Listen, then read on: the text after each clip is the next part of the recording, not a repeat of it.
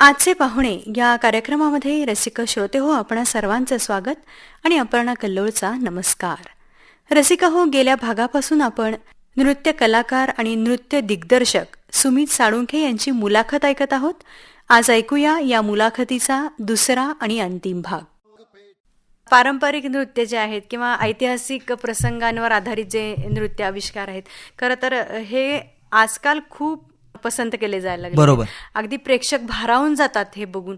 आणि हा जो अनुभव आहे, एक नृत्य कलाकार म्हणून तुम्हाला कशी अनुभूती असते या गोष्टी? बरेच शोज आता महाराष्ट्रात मराठी संस्कृतीला दर्शवणारे सादर होत आहेत, किंवा एकूणच जे आपल्या मराठी परंपरा, म्हणजे मी त्याला असं म्हणेन की आपल्या मातीतल्या ज्या कलाकृती आहेत किंवा मातीतले जे कला प्रकार आहेत, लोकनृत्य असतील, लोककला असतील, हे आत्ताच्या काळात आवडण्याचं मुख्य कारण मला असं वाटतंय की एकतर हे मातीला धरून असणाऱ्या गोष्टी आहेत आणि ह्या अनंत कालापर्यंत या गोष्टी कधीही आवडणार नाहीत असं होणार नाही. प्रत्येक माणसाच्या मनाच्या जवळच्या, त्या मनाच्या जवळ आहेत, त्या मातीतल्या आहेत, त्या त्यांच्या रक्तातल्या आहेत, त्या त्यांच्या हृदयाचे ठोके जसे असतात त्याचा रिदम आणि लोककलेमध्ये वाजणाऱ्या, लोकनृत्यांमध्ये वाजणाऱ्या वाद्यांचा रिदम ह्याचा संगम आहे. त्यामुळे ते आपल्या मनातून आणि मेंदूतून कधी न आवडणं असं मराठी माणसाला तर होऊ शकत नाही. आणि आपण असं म्हणतोय की आत्ता खरं तर गरज आहे या तंत्रज्ञानाच्या युगामध्ये आपलं मातीतलं सकस काय आहे हे कला प्रकारांमध्ये लोकांनी ऐकणं, बघणं ही आत्ता काळाची गरज आहे. कारण ते त्याच गोष्टीतून प्रत्येक व्यक्तीला समाधान मिळणार आहे. आपल्या मनावर परंपरागत जे संस्कार चालत आलेले आहेत त्या संस्कारांना कुठेतरी उजागर करतात हे प्रसंग. आपण कितीही मॉडर्न झालो तरी जेव्हा आपण हे प्रसंग पाहतो पडद्यावरती म्हणा, स्टेजवरती म्हणा, अतिशय भारावून जायला होतं प्रत्येक माणसाला. आता आपण जर इंस्टाग्रामवरती सहज काही गोष्टी अभ्यासात्मक बघितल्या तर वेस्टर्न किंवा पाश्चात्य संस्कृतीच्या कार्यक्रमांपेक्षा आजचा जो युवा वर्ग आहे, तरुण आहे, तो संपूर्णपणे महाराष्ट्राच्या संस्कृतीवर आधारित असलेल्या कार्यक्रमांना आवड दर्शवतोय, त्याच्याकडे ओढला जातोय आणि ते त्याच्या रक्तात आहे. ते काही वेगळं नाही आहे. फक्त तंत्रज्ञानाचा वापर करून उत्तम कलाकृती सादर झाल्या पाहिजेत आणि मला असं वाटतं की त्या कलाकृती आता सध्या सादर होत आहेत आणि पुन्हा एकदा लोककला आणि लोकनृत्य वेगळ्या पद्धतीनं लोकांच्या समोर आल्यामुळं त्याला जास्त पसंती मिळते. परंपरा आणि नवीन तंत्रज्ञान या दोन्हीचा संगम या नृत्य आविष्कारामध्ये अगदी अगदी. आणि तेच मी नेमकं इथं पुन्हा एकदा अधोरित करतोय. माझ्या दोन्ही महानाट्यांमध्ये मी तेच करतोय. उत्तम पद्धतीची वेशभूषा, रंगभूषा आणि जो लोकांना माहिती आहे तो निखळ इतिहास, म्हणजे जसा आहे तसा इतिहास, आणि तो नृत्य आणि नाट्याच्या माध्यमातून थोड्याशा पद्धतीनं त्याला व्यवस्थित लोकांना आवडेल अशा पद्धतीनं मला मांडायला आवडते आणि त्यामुळे ते लोकांना आवडते. त्याला मनोरंजनाचा एक छानसा टच असला पाहिजे. थोडा टच त्याला दिला इतिहासाला तर ते लोकांना आवडू शकतो. म्हणजे पुन्हा एकदा तसंच आहे की तंत्रज्ञानाचा योग्य वापर, योग्य लिखाण, योग्य दिग्दर्शन, रंगभूषा, वेशभूषा आणि मग बाकी सगळ्याच गोष्टी, त्याला ज्या गोष्टींमुळे ती कलाकृती उत्तम होऊ शकते, प्रकाश योजना असतील किंवा अजून आता AI तंत्रज्ञानाचा वापर मी पुढच्या महानाट्यासाठी करतोय, तर त्या सगळ्या गोष्टी त्याच्यामध्ये हे आहेत. आणि या ठिकाणी आवर्जून मला एक गोष्ट अधोरित करावीशी वाटते की कलाकारांना नेहमी अपडेट आणि अपग्रेड असायला पाहिजे. म्हणजे कुठलंही तंत्रज्ञान आलंय तर ते शिकलं पाहिजे. आता हे काय शिकायचंय असं म्हणून उपयोग नाही. स्थित्यंतर बदलत असतात आणि मी ते नेहमी माझ्या आयुष्यात अप्लाय केलंय. म्हणजे प्रत्येक ठराविक काळानंतर आमच्या डान्स फील्डमध्ये काय बदलत राहतंय किंवा काय बदललंय याचा अभ्यास करून आपल्याला त्या पद्धतीनं चेंज झालं पाहिजे. कुठल्या ट्रेंडमध्ये काम करायचं आहे त्याचा विचार केला पाहिजे, तो ट्रेंड फॉलो केला पाहिजे, त्या ट्रेंडबद्दल अभ्यास केला पाहिजे आणि आपल्याला स्वतःला त्याच्यामध्ये, म्हणजे मी 20 वर्षापूर्वी अशा पद्धतीचे शो बघायचो, मग मी ते आता त्याच थीमवर आधारित शो करणार, तर तोचपणा येता कामा नये, तोचपणा पण येता कामा नये. लोकांना आपण काहीतरी नाविन्यपूर्ण दिल्याशिवाय लोक बघणार नाहीत, हेही तेवढंच खरं. एक्झॅक्टली. म्हणजे परंपरा सांभाळत असताना काळाची काय गरज आहे, काळाची काय मागणी आहे याच्याकडेही लक्ष दिलं पाहिजे. आणि या दोघांचा छानसा संगम करून जर एखादी कलाकृती निर्माण झाली तर ती खरं तर सगळ्या रसिक श्रोत्यांच्या पसंतीस उतरत असते. हा जो सगळा तुमचा जो सगळा संच असतो, मग त्या संचाला एक कलाकारांचा संच असतो, शिवाय त्यांची ड्रेपरी असती, त्यांचा मेकअप असतो, मेकअप आर्टिस्ट असतात. तर हा सगळा जो संच आहे या संचाला सांभाळताना काही आव्हानं येतात का तुम्हाला?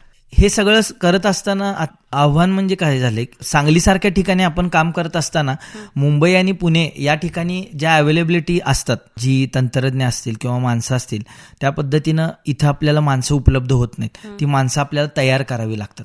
त्यांना या पद्धतीच्या कलाकृतींना काय पाहिजे हे सांगावं लागतं आणि मग त्यांना ते त्या मोल्डमध्ये आपण म्हणू शकतो त्या कामामध्ये त्यांना तरबेज करावं लागतं. म्हणजे आमचे जे फेटे बांधणारे आहेत त्यांना सांगायला लागते की 1 मिनिटात एवढे फेटे बांधायला पाहिजेत, किंवा मग त्यासाठीची काय तयारी आहेत, किंवा रंगभूषाकारांना सांगायला पाहिजे की इथं हे पात्र किती वेळात पुन्हा रंगमंचावर येणार आहे, किंवा डान्सर्सना सांगायला पाहिजे की हे कॉस्ट्युम्स कशा पद्धतीनं तुम्हाला चेंज करायचे, पटपट चेंज करायचे.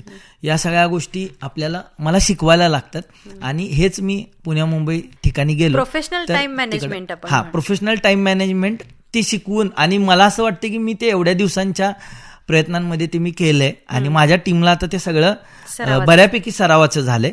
कारण हे महानाट्यच मला वाटतंय 4 वर्ष झाले ह्याचे प्रयोग सुरू आहेत. त्यामुळं त्या नाटकात काम करणाऱ्या, महानाट्यात काम करणाऱ्या नृत्य आणि नाट्य दोन्ही कलाकारांना माहिती आहे की हे कशा पद्धतीनं आपल्याला एक्झिक्यूट करायला पाहिजे. त्याचबरोबर माझं प्लस पॉईंट असं आहे की माझ्याबरोबर काम करणारी मुख्य टीम, मग त्यात माझे सहाय्यक नृत्य दिग्दर्शक असतील, मग सगळा संच सांभाळणारी माझ्याबरोबर माझे जे सहाय्यक नृत्य दिग्दर्शक टीम असते ती किमान माझ्याबरोबर 7 ते 8 वर्ष मुलं काम करतात. त्यामुळे मला काय पाहिजे ते त्यांना माहिती आहे, त्यांना जास्त एक्सप्लेन करायला लागत नाही. ती स्वतः कोरिओग्राफर आहेत, त्यामुळे मला काय करायचं आहे या ठिकाणी ह्याचा लेआउट जरी सांगितला तरी ती उत्तम पद्धतीने ते करू शकतात. टीमवर्क चांगला आहे.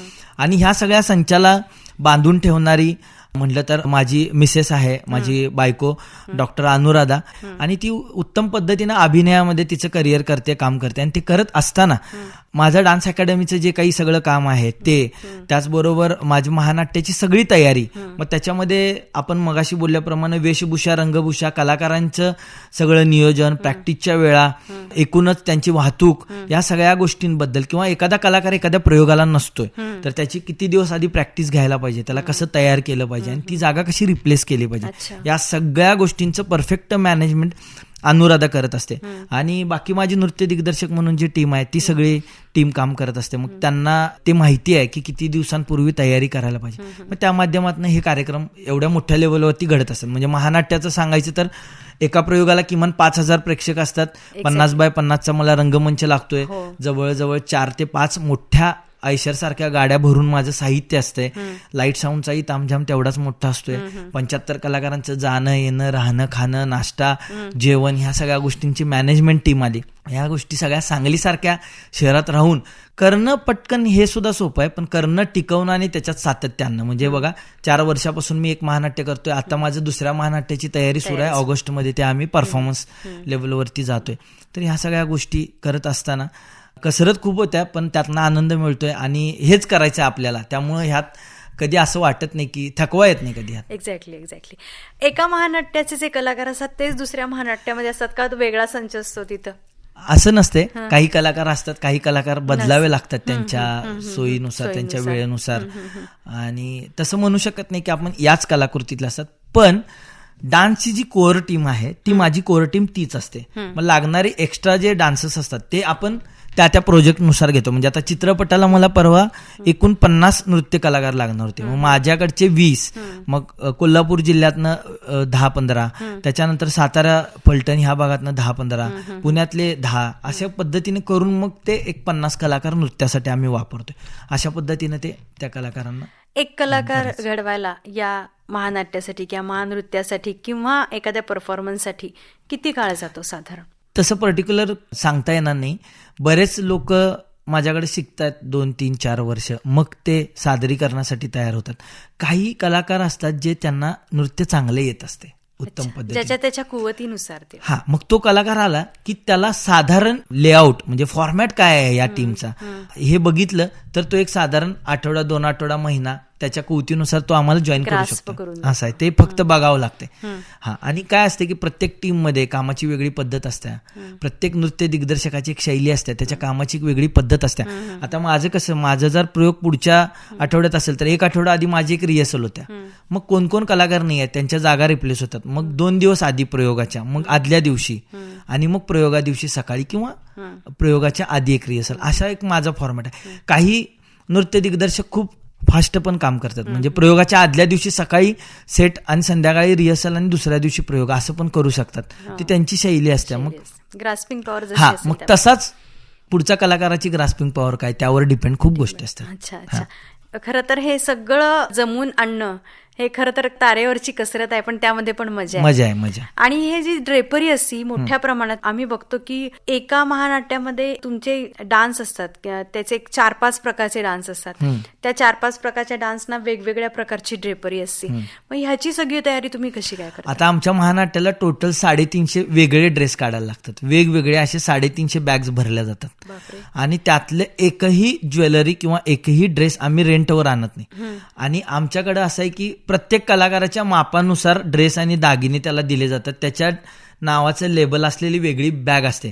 तेव्हाच मग महानाट्यातलं ते पात्र, त्याचे ड्रेस, त्याची रंगभूषा ती अॅक्युरन्सीकडे जाते. कारण एका जरी कलाकाराचा ड्रेस व्यवस्थित नसेल तर ते लोकांच्या नजरेत येते. अरे या 10 लोकांच्या मध्ये ह्याचं काहीतरी अगदी. आणि खूप अपडेट करत असतोय आम्ही कॉस्ट्युम्स.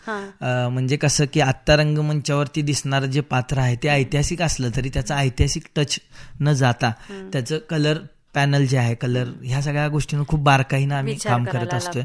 त्याबद्दल आमच्या बरोबर आमचे ड्रेस कॉस्ट्युम करणारे दादा पण त्या ताकदीनंच काम करत असतात. नक्की.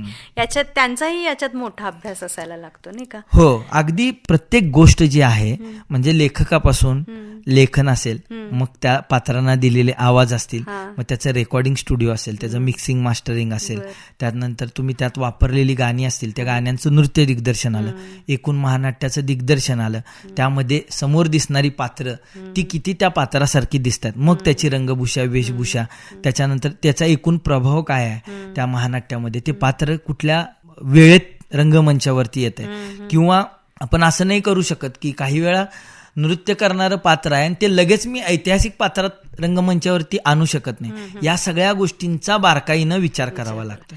दुसऱ्या सेगमेंटमध्ये आता माझ्यात एकच कलाकार आहे जो 5 पात्र करतोय वेगवेगळी, पण 5 पात्रांची शेड वेगळी आहे, पण तो कलाकार पण त्या ताकदीचा पाहिजे की त्याला ती लकब पाहिजे की हे पात्र आधी करून गेलेला व्यक्ती आहे हे ओळखलं नाही पाहिजे. मग त्या कलाकाराचे जे काही निवड आहे किंवा मुख्य पात्रांची निवड, त्या मुख्य पात्रांवर केलेलं काम, ते पात्र 2-2.5 तास लोकांच्या समोर दिसणार आहे. या सगळ्या गोष्टींचा अभ्यास करून मी करत. आता संभाजीराजांचं महानृत्य करताना तुम्हाला संभाजी महाराजांचं जे कॅरेक्टर आहे ते निवडताना पर्टिक्युलर एक काळजी घेतली गेली पाहिजे? ती काळजी मी घेतच असतोय. माझ्याकडे मुख्य पात्रांसाठी काम करणारी जी लोक आहेत त्यांचं मला ऑलरेडी व्यक्तिमत्व माहिती असते आणि ती किमान माझ्याबरोबर 2 ते 3 वर्ष काम करणारी लोक असतात.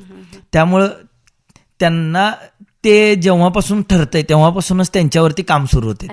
आणि ते त्यावेळेपासून त्यांनी ते कॅरी करायचं. म्हणजे नाही काय, एखादा ऐतिहासिक पात्र करत असताना किंवा मी सुद्धा दिग्दर्शन करत असताना, समाजामध्ये सुद्धा आपण चालत असताना, वावरत असताना कुठल्या गोष्टी सांभाळल्या पाहिजेत, ह्या सगळ्या गोष्टी सांभाळायलाच लागतात. एक्झॅक्टली. त्याचं उत्तम प्रशिक्षण आमचं प्रसिद्ध दिग्दर्शक दिग्पाल लांजेकर सरांच्या बरोबर काम करत असल्यामुळे ते आमचं होत असतंय.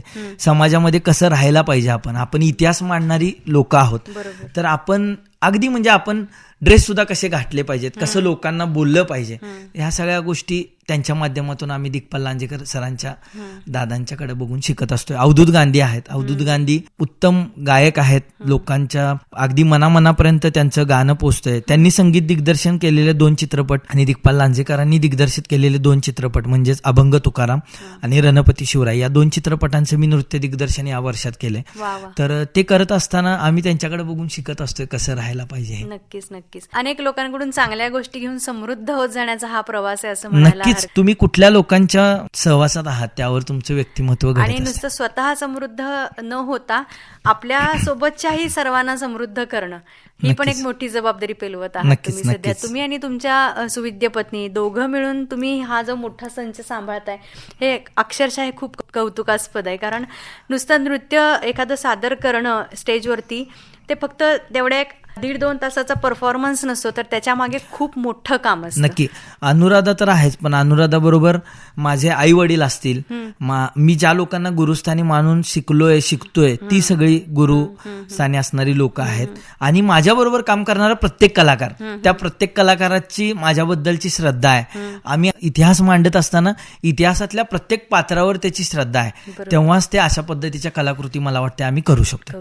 नक्कीच. त्याच्या मागे ही मोठी प्रेरणा असायलाच लागते, तेव्हा तो स्टेज परफॉर्मन्स खऱ्या अर्थानं साजरा होतो आणि रसिकांच्या मनापर्यंत जाऊन पोहोचतो. खरं बरोबर. असा एखादा प्रसंग तुम्हाला सांगता येईल का, अविस्मरणीय असा झालेला आहे, की तुम्ही एखादा परफॉर्मन्स केलेला आहे, त्याला मिळालेली दाद असो किंवा तिथं आलेली अडचण असो, असं कुठलाही एखादा प्रसंग? अविस्मरणीय प्रसंग असं म्हणता येणार नाही, कारण असे अविस्मरणीय खूप प्रसंग आहेत. तर मला सांगायला आवडेल की प्रत्येक प्रयोगानंतर किमान मला 1 तास लोकांना भेटायला लागते आणि त्यांच्याबरोबर बोलायला लागते, की त्यांना काय आवडलं हे ऐकून घ्यायला लागते. प्रत्येक महानाट्याच्या प्रयोगानंतर ते प्रत्येक प्रयोग झाल्यानंतरचा 1/2-1 तास माझ्यासाठी अविस्मरणीयच असते. प्रत्येक वेळी? हा, प्रत्येक प्रयोगानंतर. आजपर्यंत कधीच असं झालं नाही की प्रयोग झाला आणि मला कोण भेटलं नाही. किमान 1/2 तास मला रंगमंचावर आहे त्या ड्रेसमध्येच थांबायला लागते. एवढी कलाकृती ती लोकांना आवडते. नक्की. हे असे प्रसंग जेव्हा आपण स्टेजवर सादर करतो, तेव्हा रसिक प्रेक्षकांच्या मनावरती तो जो पगडा असतो त्यातून ते पटकन बाहेर निघत नाहीत. बरोबर. आणि त्या भावनेचा आवेग हा अभिव्यक्त हा झालाच पाहिजे खरं तर. आणि तो व्यक्त करण्याची योग्य जागा म्हणजे ज्या कलाकारांना ही कलाकृती सादर केलेली आहे तो कलाकार, एकतर यातून तो जो रसिक श्रोता तो स्वतः अभिव्यक्त होतो आणि कलाकाराच्या कलाकृतीची पोच पावती त्या कलाकारांपर्यंत व्यवस्थितपणे तो पोचवतो. आणि ही मिळालेली पोच पावती खरं तर कलाकारासाठी मोठी प्रेरणा असते, यात शंकाच नाही. बरोबर. आणि हा प्रसंग प्रत्येक कलाकृतीनंतर होणं हे क्रमप्राप्तच आहे खरं तर. आणि असे रसिक श्रोते आहेत म्हणून तर तुमच्यासारखे कलाकार घडतात. हा, प्रेक्षकांचा खूप मोठा वाटा असतो. त्यांना आवडलं तरच आपण जे करतोय ते त्या गोष्टीला अर्थ आहे. त्यामुळे रसिक प्रेक्षक पहिल्यांदा त्यांना काय आवडेल ह्या गोष्टीचा विचार करूनच कुठलीही कलाकृती, म्हणजे अगदी एक डान्स जरी आपण बसवत असलो तरी तो डान्स लोकांना आवडला पाहिजे हे पहिल्यांदा मनात ठाम असते. एखादी आठवणीत राहिलेली दाद बऱ्याच आहेत, पण अगदी काहीही न समजणाऱ्या मुलांना नेमिनाथ नगरवरती महानाट्याचा प्रयोग होता. तर त्याच्या घरातल्यांनी त्याला एका गाडीमधून आणलं होतं तिथं. तर तो मुलगा साधारण आपण म्हणून स्पेशल चाइल्ड होता तो. तर ते महानाट्य बघितल्यानंतर त्याला एक 2-3 शब्द म्हणा लागला की राजे, महाराज, आऊसाहेब ही शब्द त्याच्या कानावर पडल्यानंतर त्याच्या घरच्यांनी आवर्जून फोन केला की त्याच्या तोंडातनं अजून शब्द उमटली नव्हती. ती पहिली 3 शब्द होती आणि त्यांनी आम्हाला कॉल करून ते सगळं सांगितलं. तो खूप माझ्यासाठी सार्थकी लागणारा प्रसंग होता. खूप मोठी दाद. नंतर आम्ही त्याच्यावरती खूप वेळा व्हिडिओ कॉलवरती आम्ही बोललो आणि त्याच्यावरती एवढा पगडा होता की त्या महानाट्यातल्या पात्रांना आम्ही व्हिडिओ कॉलवर जेव्हा त्याला दाखवलं तर तो ही पात्र ती म्हणजे ही लोक ती नाही आहेत. मग त्यांचे जेव्हा फोटो दाखवले मग तो त्यांना ओळखतोय की हे आऊसाहेब आहेत, हे महाराज आहेत. तर हे आमच्यासाठी खूप वेगळंच आहे. ते अविस्मरणीय म्हणजे कधीही त्या गोष्टीचा खूप माझ्यावर मौल्यवान अशी दाद आहे. हा, आजपर्यंत खूप खोलवर मला त्या गोष्टीचा इम्पॅक्ट झाला. हा, की आपण जे करतोय ते 10,000 लोकांच्या मध्ये आवडलेलं 100 लोक येऊन सांगतील, पण या प्रसंगामुळे मला हे कळलं की आपण काहीतरी वेगळं करू शकतो, वेगळे आहोत हे सांगणारा प्रसंग होता माझ्यासाठी. अनेक विद्यार्थी तुमच्या हाताखालून शिकून गेलेले आहेत. बरोबर. मग असे काही विद्यार्थी सांगता येतील का, किंवा असे काही उदाहरणं सांगता येतील का की तुमच्याकडून शिकून गेलेत आणि या क्षेत्रामध्ये करिअर करून नावलौकिक मिळवलं? बऱ्याच विद्यार्थ्यांनी नावलौकिक तसा मिळवलाय. अजूनही खूप मुलं काम करतात. मी काही लोकांची नावं घेतली तर काही लोक नाराज होतील, पण खूप चांगल्या पद्धतीनं काम करतात. काही डान्स अकॅडमीच्या माध्यमातून काम करतायत, काही मराठी चित्रपटांसाठी नृत्य दिग्दर्शक म्हणून काम करतात, काही अभिनय करतायत, अभिनेते म्हणून मुलं पुढे येत आहेत, काही मुली उत्तम पद्धतीनं नॅशनल इंटरनॅशनल सेंटर्समध्ये शिकल्यात, काही मुली माझ्याकडच्या भरतनाट्यममध्ये, कथकमध्ये त्यांच्या लेवलवरती वेगवेगळ्या विशारद तर आहेच, पण काहींनी PhD केल्या, काहींनी बॅचलर इन फाईन आर्ट्स केलंय. खूप चांगल्या पद्धतीने ते शिकतायत आणि त्याचं मला खूप अभिमान वाटतं. एका विद्यार्थ्याचं नाव घेतलं तर खूप सारे नाराज होतील 1-2 नावं घेतले. त्यामुळं जे विद्यार्थी आता काम करतात ते सगळ्यांनाच माहिती आहेत आणि नेहमीच मी त्यांच्यासोबत असतो, तेही माझ्यासोबत नेहमी काम करतात. नक्कीच नक्कीच. हा प्रवास आता नुकताच सुरू झालाय तर एवढं कृतकृत्य व्हायला होतंय आणि हा तर खूप लांबचा प्रवास आहे. तर या प्रवासामध्ये आलेली स्थित्यंतर म्हणजे अनेक तुम्ही अल्बमसाठी नृत्य दिग्दर्शन केलं असेल, चित्रपटांसाठी नृत्य दिग्दर्शन केलं असेल, ह्या सगळ्या गोष्टींकडे तुम्ही वळला आहात. पण श्रीमंत योगी हे महानाट्य सुरू करण्याच्या मागचा काही विशिष्ट हेतू होता का? ह्याच्या मागचा हेतू म्हणजे साधारणपणे छत्रपती शिवाजी महाराज म्हटलं की आधीपासूनच म्हणजे असं अस्मिता आहे ती मराठी आणि माणसाची. आपल्याला जी कला येते त्या माध्यमातून आपल्याला काहीतरी चांगल्या पद्धतीचं रंगमंचावरती सादर करायला पाहिजे. तर त्यासाठी छत्रपती शिवाजी महाराजांचा इतिहास ही सगळ्यात मोठी गोष्ट आहे की आपण या मराठी मातीत जन्माला आलोय आणि आपल्याला खूप मोठा इतिहास आहे. तर तो इतिहासच आपण मांडला तर अशी एक संकल्पना माझ्या मनात आली आणि मग मी त्या माध्यमातून छत्रपती शिवाजी महाराजांचा इतिहास वाचला, पूर्ण त्याचा अभ्यास केला, योग्य पद्धतीनं समजून घेतला आणि ऑब्व्हियसली राजेंद्र पोळसर आहेत लेखक, त्यांनी खूप आधी या पद्धतीनं शिवरायांवर आधारित काही गोष्टी लिहिल्या होत्या आणि मग मी सरांना सांगितले की सर महानाट्य पण नृत्याचा त्याच्यामध्ये समावेश करायला पाहिजे. तर मग सरांनी सांगितले की हां सांग कशा पद्धतीनं आपण त्याचा एक ड्राफ्ट बनवू शकतो आणि त्या माध्यमातून मला असं वाटतं की मला आता काय सांगायचं आहे त्याची एक मला शैली सापडली आणि ह्या माध्यमातून मी मांडणार आहे. म्हणजे सरांचं लिखाण आणि माझं नृत्य दिग्दर्शन या माध्यमातून मी खूप उत्तम पद्धतीनं कुठलीही गोष्ट मांडू शकतो असं मला वाटतं. हे खूप मोठी आणि एक सुंदर कलाकृती तुमच्याकडून घडलेली आहे आणि यामागेच असलेली प्रेरणा सुद्धा तितकीच महत्वाची आहे. मग अनेक म्युझिक अल्बमला सुद्धा तुम्ही डान्स कोरिओग्राफ केलेले आहेत, तर तो अनुभव कसा होता?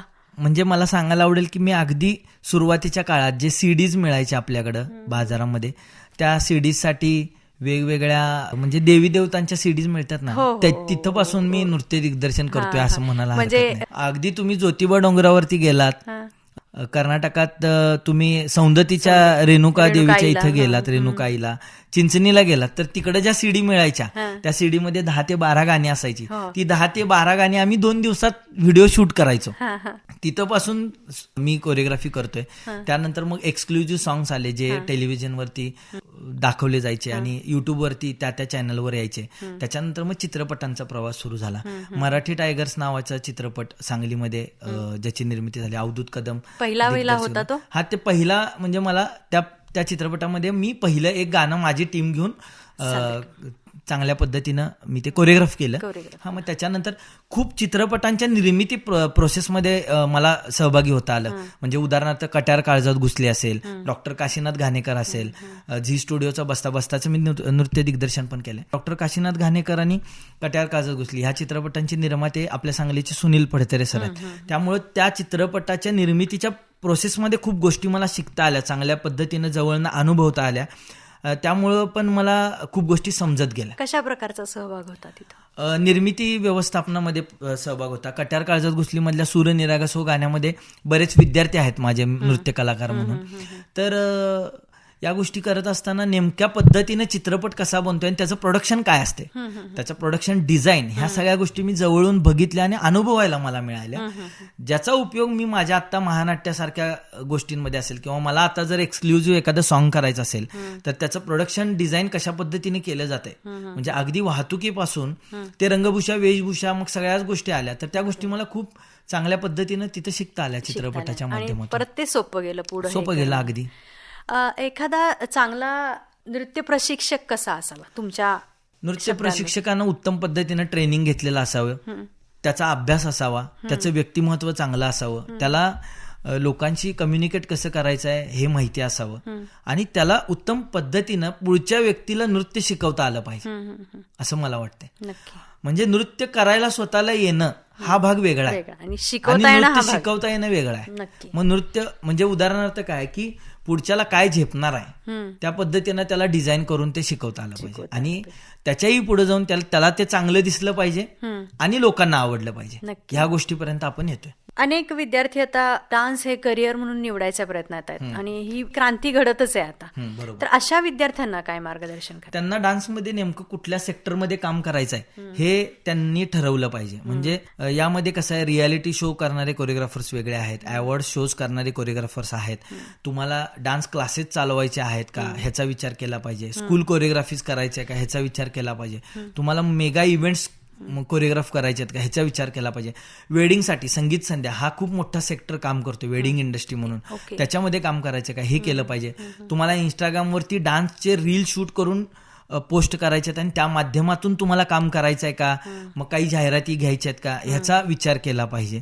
अशा वेगवेगळे खूप खूप दालनं आहेत अनलिमिटेड क्षेत्रात. त्या कुठल्या क्षेत्रात तुम्ही काम करणार हे आधी व्यवस्थित ठरवलं पाहिजे, त्यातलं ट्रेनिंग घेतलं पाहिजे आणि मग या क्षेत्रात तुमचं करिअर म्हणून तुम्ही आला पाहिजे. अशा पद्धतीनं मला वाटतं. म्हणजे स्वतःचा गोल निश्चित केला पाहिजे. खूप वेगवेगळे सेक्टर्स आहेत. डान्स हा एक कॉमन पार्ट आहे त्यातला.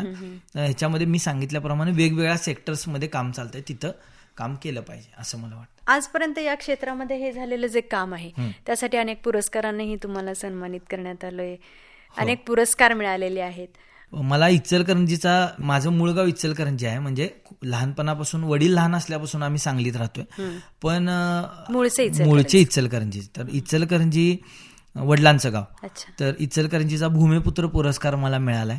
तर तो प्रेस क्लबचा भूमिपुत्र पुरस्कार, त्याच्यामध्ये खूप उत्तम अशा लोकांसोबत मला तो पुरस्कार मिळाला. तो एक मला उत्तम लक्षात राहणार आहे. संस्कार भारतीचा गुरु शिष्य पुरस्कार आहे, तो मला मिळालाय सांगलीचा.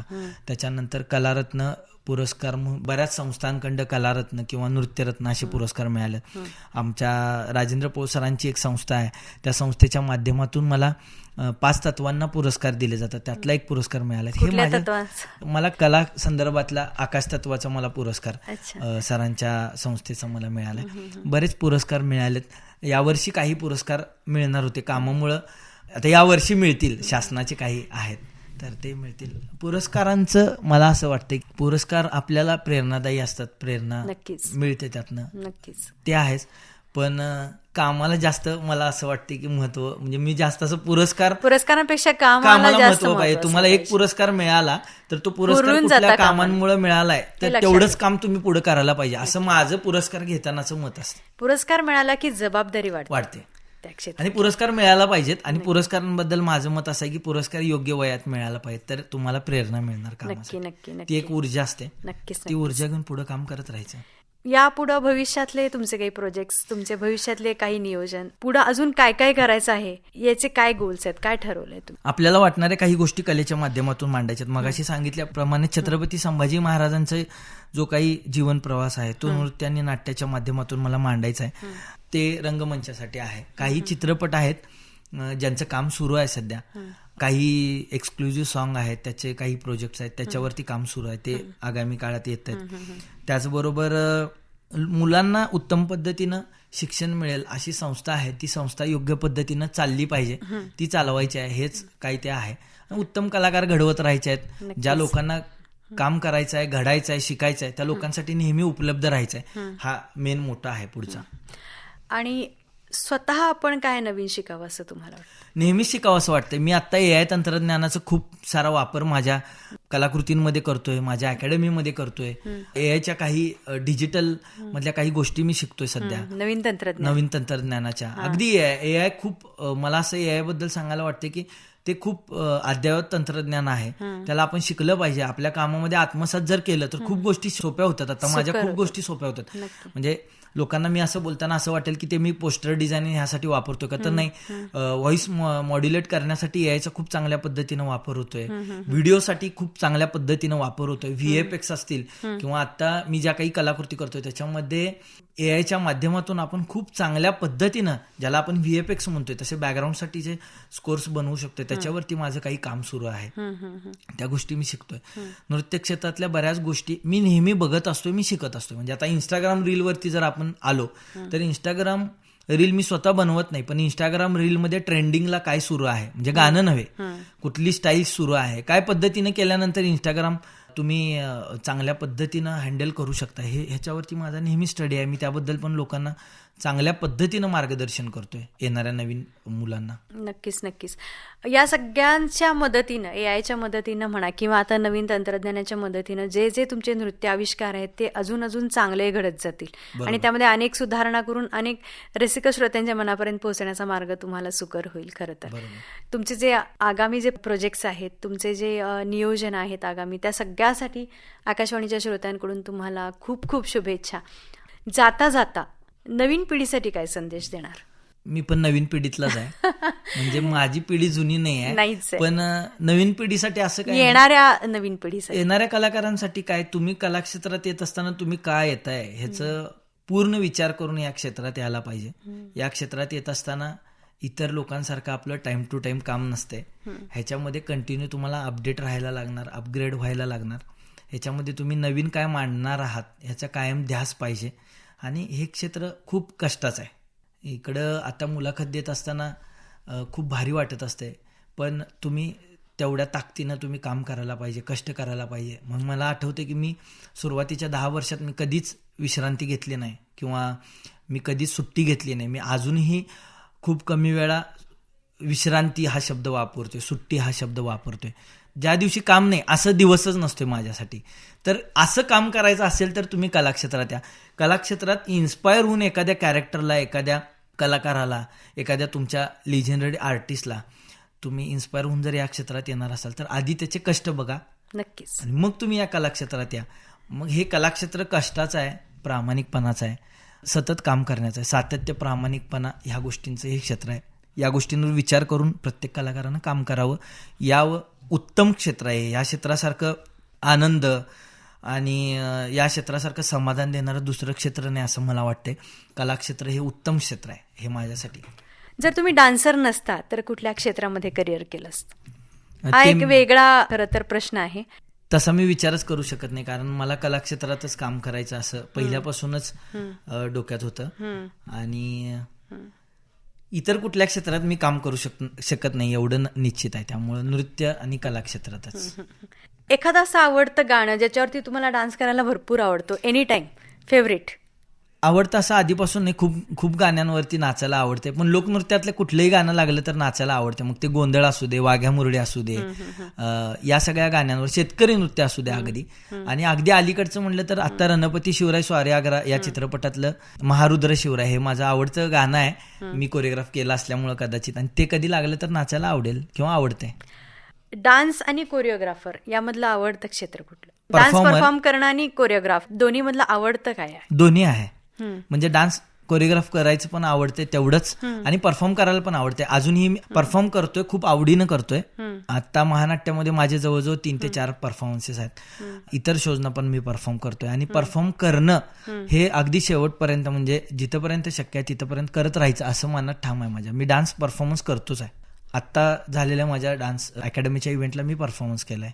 महानाट्याचे प्रयोग झाले त्याच्यामध्ये मी परफॉर्म करतोय, कंटिन्यू करतोय परफॉर्म. आणि कोरिओग्राफी तर काय रोजचं काम आहे. मग ते महानाट्य करताना डान्स परफॉर्म करतच सगळं तुम्ही सेट करत असता? कारण जेव्हा एखादं महानाट्य सादर होत असतं तेव्हा जो कोरिओग्राफर आहे किंवा मेन जो लीडर आहे त्याला एका वेगळ्या रोलमध्ये असायला लागतं. बरोबर. अशा वेळी ते कसं काय जमवतात? माझं त्यात तसा पार्टच सेटच केलाय मी. ते 1.25 तासाचं रेकॉर्डेड आहे, तर त्याच्यामध्ये किती वेळानंतर माझं काम आहे किंवा परफॉर्मन्स आहे ते त्या पद्धतीनं ड्रेस आणि एंट्रीज त्या सगळ्या डिझाईन केलेल्या आहेत. ते होऊन जातं. आता सरावाचं झालंय ते. कुठलाही शो एकदा सुरू झाला की कोरिओग्राफरचं तसं काही काम नाही, मग परफॉर्मर म्हणूनच काम करायला लागते, असं आहे. डान्स अल्बम पासून चित्रपटांपर्यंत तुमचा प्रवास पोहोचलेला आहे. हा प्रवास अजून पुढे जाईल याची आम्हाला नक्कीच खात्री आहे. नक्कीच. धन्यवाद. कलेसाठी वाहून घेताना किंवा एखाद्या कुठल्याही आपल्या ध्येयासाठी वाहून घेताना आपलं कौटुंबिक आयुष्यही आपल्याला जपणं खूप महत्त्वाचं असतं खरं तर कुटुंबाला वेळ देताना कसरत होते का? कसरत नाही, ते कुटुंबाला आपण वेळ देऊ शकत नसतो. हे कुटुंबालाही माहीत असते आपण कुठल्या क्षेत्रात काम करतोय, आणि आपल्यालाही हे माहीत असते. आता ती तारेवरची कसरत नसते, ते शक्यच नाही आहे. ते कलाकार म्हणून तुम्हाला जर झोकून द्यायचं असेल, म्हणजे मी आत्ता ज्या लोकांना बघून शिकतोय ते त्यातले काही लोक तर पूर्ण वाहूनच घेऊन काम करत असतात ह्या गोष्टीला. तर ते करत असताना कुटुंबाला माहीत असते, आणि तुम्ही एकदा त्या पद्धतीचं काम करत असाल, रिझल्ट देत असाल तर तुम्हाला कुटुंबातला प्रत्येक सदस्य समजून घेऊ शकतोय असं मला वाटतंय. किमान माझ्या बाबतीत तरी ते झाले. म्हणजे मला आईनंच या क्षेत्रात काम करायला प्रेरणा दिली आणि त्यानंतर आईनंतर कुटुंबातून पाठबळ किंवा आधार म्हणलं तर अनुराधा असेल बायको म्हणून, तर ती देखील माझ्यासोबतच काम करते. त्यामुळं असं काही नाही, पण नक्कीच तारेवरची कसरत हा प्रकार आहेच. ते आता आपल्या आपल्या पद्धतीनं जरा व्यवस्थित काम करत राहायचं. कुटुंबाचा पाठिंबा असेल तरच आपण करू शकतो. ह्या कुटुंब तुमच्या सोबत पाहिजे आणि कलाक्षेत्रात काम करत असताना तर डेफिनेटली पाहिजे. कुटुंब तुमच्या सोबत आहे तर तुम्ही 100% यशस्वी होणार, यात शंका नाही. नृत्य याला तुम्ही कसं काय डिस्क्राईब कराल? नृत्य म्हणजे काय? माझ्यासाठी नृत्य म्हणजे आयुष्य. बाकी काय व्याख्या काय सांगू शकत नाही, कारण डान्स जिथं शब्द येतोय तिथं सुमित शब्द येतोय.